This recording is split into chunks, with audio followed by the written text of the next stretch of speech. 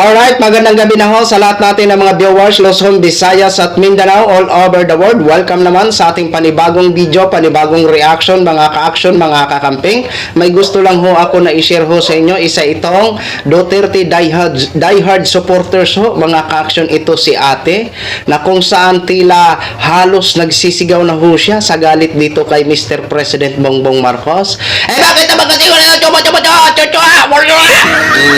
para laki si ating nakakawala sa kwadra. O eto, may gusto siyang sabihin kay Mr. President Bongbong Marcos, mga ka-action. Panoorin po muna natin at pakinggan itong kanyang sinasabi. Dahil bukod na halos nagsisigaw na siya, nagyayabang pa po ito, mga ka-action. At ito ang kanyang pangarap, mga ka-action.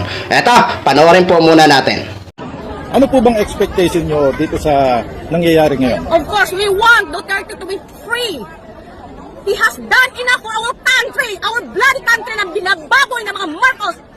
Totoo lang, binababoy mo, Marcos. I want Duterte free now. Okay. I don't care. We'll spend our money. Hindi kami bayan. Mayaman kami. Kita mo ito? Kita mo yan, Marcos? Hindi kami bayaran. Gumagastos kami ginamit from London to here. Pira namin. Hindi kami nagtatrabaho. Kahit iniiwanan at may mga pasyente kami doon. Iniwan kami dahil suporta namin kay Tatay Digong. So nurse po kayo? Yes. I see. Gusto namin malaman mo, Marcos, na hindi kami bayad. Please, wala na tayo mga yung color. Magkaisa tayo dahil binabahan na kayo ng Manila. Binabahan na kayo ang Manila. Ano pa rin kayo? Suporta pa rin sa pasyente natin ngayon. Magkaisa tayo. Marcos, resign now! Okay, Free salamat. Duterte! Thank you very much. Sige po, salamat. Yun na ho, mga ka-action, mga kakamping, no? Napakinggan na ho natin si ate. Ang unang kahilingan niya o pangarap niya, pre-Duterte, Marcos resign. Di wow, di ba? Bakit naman kasi daw sinusuportahan pa rin si Mr. President Bongbong Marcos kahit binabaha na daw ang Maynila? Diyan sa sinasabi mong pre-Duterte now, sige, pagbigyan na namin kayo. Bahala na kayo kung magsisigaw kayo dyan ng pre-Duterte now.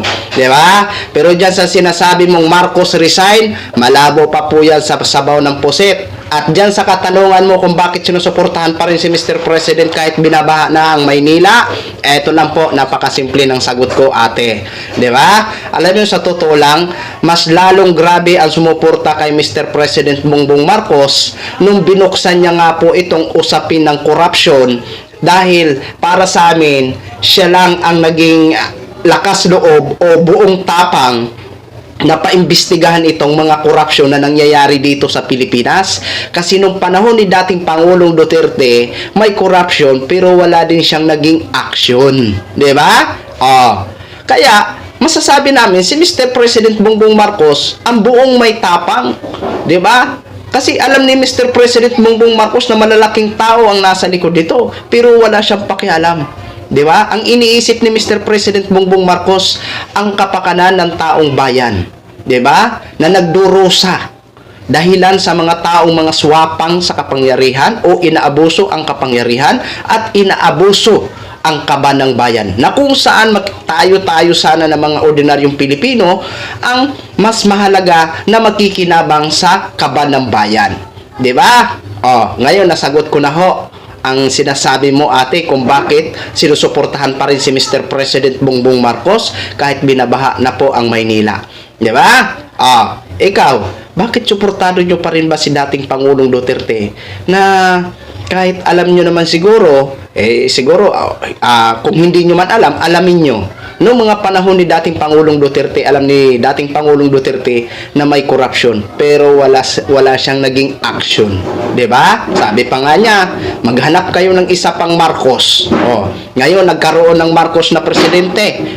Anong ginawa? Eto, 'di ba? Binuksan itong usapin ng corruption. Pinaimbestigahan ito. 'Di ba? Kaya nga ho nagbuo ng ICI, 'di ba? Independent Commission Infra. Di ba? Noong mga panahon ni dating Pangulong Duterte, ganito din ba ang ginawa niya? Wala eh. Di ba? Kaya suportado. Mas marami patuloy ang sumusuporta ngayon kay Mr. President Bongbong Marcos. Di ba? Anyway, ang ganda pala ng shoulder bag mo, ate. hindi daw sila bayaran.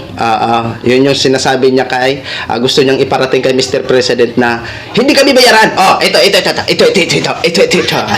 Parang ano lang ha. Di ba? Oh, yun lang ho, mga ka-action, mga kakamping knog. I-share ko lang ho sa inyo yan.